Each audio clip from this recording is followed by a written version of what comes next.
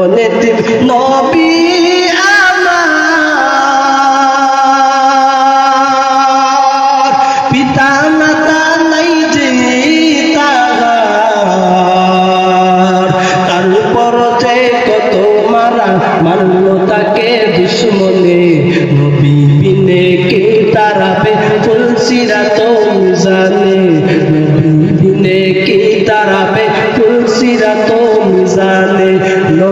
হাদিসে কুরসির মধ্যে আমার নবী বলেন, আদম সন্তান যখন মাছির মাথা পরিমাণ চোখের পানি চোখ থেকে ঝরে কান্না করে, আরে বলে ও মালিক, ও আসমানের মালিক, ও জমিনের মালিক, তুমি ছাড়া আর কেউ নাই, আমার গুনাহ তুমি ছাড়া আর কেউ মাফ করতে পারবে না, তুমি আমার মাফ করে দাও।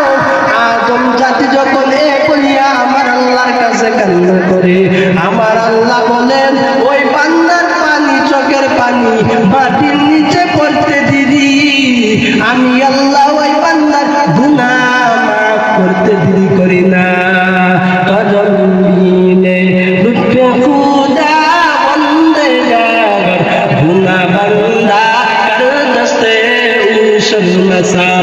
আল্লাহ তাআলা আমাদের সকলকে মা বাবার সাথে ভালো ব্যবহার করে গুনাহমুক্ত জীবন নিয়ে কবরে যাওয়ার তৌফিক আনায়াত করুন আল্লাহ তাআলা। ও আল্লাহর বান্দা, আমি একজন মুসাফির, তোমার বাড়িতে একদিনের জন্য আমি মুসাফির হয়ে থাকতে চাই, তোমার সাথে আমার বাড়িতে নিবানি। পয়গম্বর যখন কথা কসাইকে ডাক দিয়া কয়, পয়গম্বরের কথা অনুযায়ী ওই কসাই ব্যক্তি ওই পয়গম্বর ওই মুসা নবীরে ডাক দিয়া কয়, ও মুসাফির ভাই, আমার সাথে বাড়িতে যাইবা, এর মধ্যে কোনো অসুবিধা নাই, কিন্তু একটা শর্ত হইল আমার যাইতে একটু দেরি হবে, তুমি যাতে আমার শুনো একটু দেরি করো, একটু ওয়েট করো। এবার পয়গম্বরের কথাই যখন ওই ব্যক্তি একটু দেরি করিয়া দোকানটারে একটু ঘুষাইয়া বাড়ির দিকে রওনা দিবে, পয়গম্বর এবার তাকাইয়া দেখে আল্লাহর বান্দা কসাই ও একটা পলিথিন এর ভিতরে নরম সুন্দর সুন্দর বস্তুগুলা ভরতেছে। পয়গম্বর দেখিয়া তার সাথে আবার বাড়ির দিকে রওনা দিল। এবার যখন দুই আল্লাহর বান্দা বাড়ির দিকে রওনা দিল, পয়গম্বর গিয়া দেখে বাড়ির মধ্যে একজন বৃদ্ধ বড় মা, বৃদ্ধ মাকে দেখিয়া পয়গম্বর বলে, এটা তোমার কি লাগে? বলে আমার বৃদ্ধ মা। কয় তোমার স্ত্রী নাই? বলে না, আমার কোনো স্ত্রী নাই, তবে আমি আমার মায়ের সেবা যত্ন করি। পয়গম্বর যখন এরকম ভাবে যখন দিন ফুরিয়া গেল, এবার আল্লাহর বান্দা ঘরের মধ্যে আসিয়া এবার ওই আল্লাহর বান্দা ঘরের মধ্যে আসিয়া সুন্দর করে বস্তুগুলার রান্না করিয়া মারে লুকমা দিয়া দিয়া সুন্দর করে খাওয়ায়। পয়গম্বর শুধু তাকায়া দেখ, পয়গম্বর তাকায়া দেখে মারে এত সুন্দর করিয়া ওই বান্দাটা সেবা যত্ন করে, চুলগুলারে সুন্দর করিয়া এত সুন্দর করিয়া আশ্রয় দেয়, যত রকমের খেদমত আছে সব আল্লাহর বান্দা সুন্দর করিয়া করিয়া করতেছে। পয়গম্বর যখন তাকাইয়া দেখে বৃদ্ধ মারে যখন লুকমা দেয়, খানার শেষে যখন বৃদ্ধ মারে পানি দেয়, বৃদ্ধ মা সুন্দর করে খানা শেষে পানিগুলো খাইলো। পানি খাওয়ার পর ছোট্ট করিয়া মুখ দিয়া যেন কি জানে একটা আস্তে করে একটা কথা বলল। পয়গম্বর ডাক দিয়া কয়, ও বৃদ্ধ মা, আমাকে আপনি কথাটা কি বললেন আমাকে একটু বলতেই হবে। পয়গম্বরের কথা অনুযায়ী ওই আল্লাহর বান্দি ডাক দিয়া কয়, আমার সন্তান আমার এত সেবা যত্ন করে, আমারে প্রত্যেক দিন রান্না করিয়া খাওয়ায়, আমার কাপড়গুলো ধোয়া দেয়, এমন কোন সেবা যত্ন নাই আমার এই সন্তানটা আমার জন্য করে না।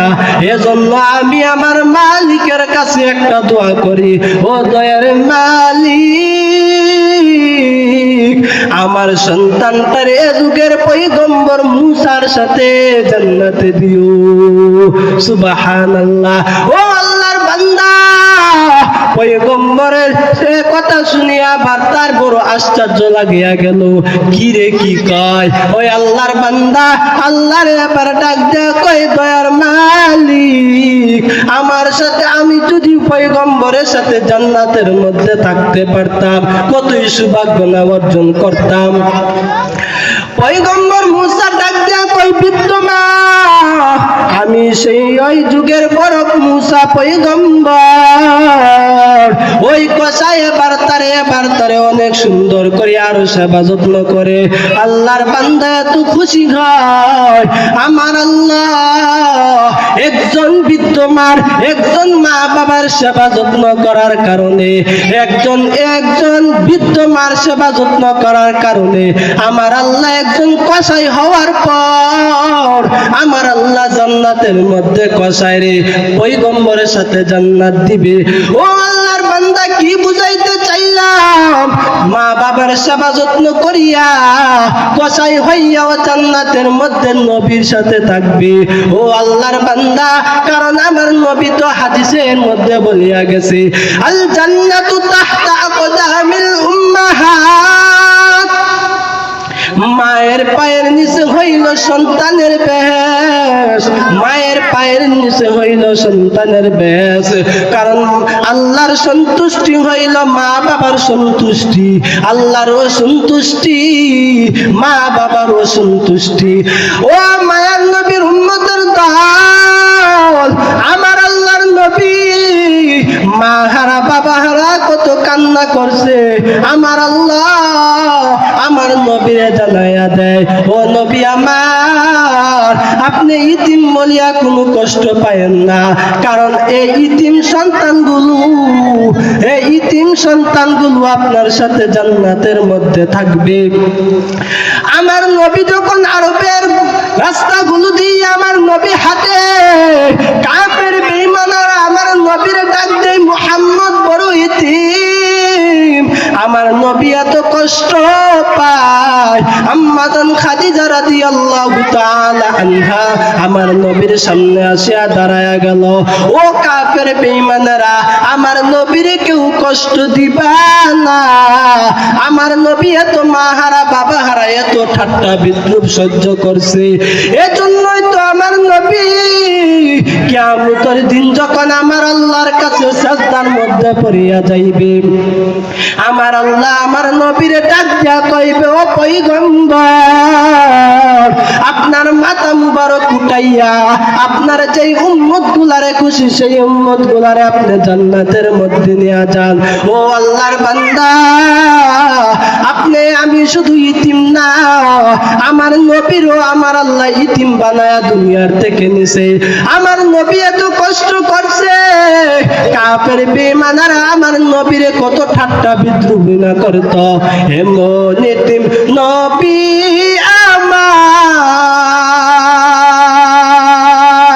আমার, পিতা মাতা নাই যে তাহার,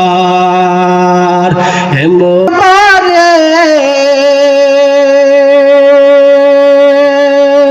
দিনের লাগি কষ্ট করে নবী আমার জীবন ভরে, দিনের লাগি কষ্ট করে দান দান শহীদ করিলেন উহুদেরই ময়দানে। নবী বিনে কে দাঁড়াবে ফুলসিরাত মিজানে, নবী বিনে কে দাঁড়াবে ফুলসিরাত মিজানে। ওরে মায়ের নবীর উম্মতের দল, এখন যারা মা বাবার এত কষ্ট দাও, এখনো সময় আছে তওবার দরওয়াজা দিয়া আমার আল্লাহ ডাক দেয়। আমার আল্লাহ শেষ রাতে ডাক দেয়, আলামিন মুস্তাগফিরিন ফারজুকালা, আলামিন মুস্তাগফিরিন ফাগফিরালা। এমন কোন বান্দা শুনি আমি আল্লাহর কাছে আসিয়া মাপ চাইবা। আমার আল্লাহ ডাক দেয়, আমি আল্লাহর ছেলে না, আমি আল্লাহর মেয়ে না।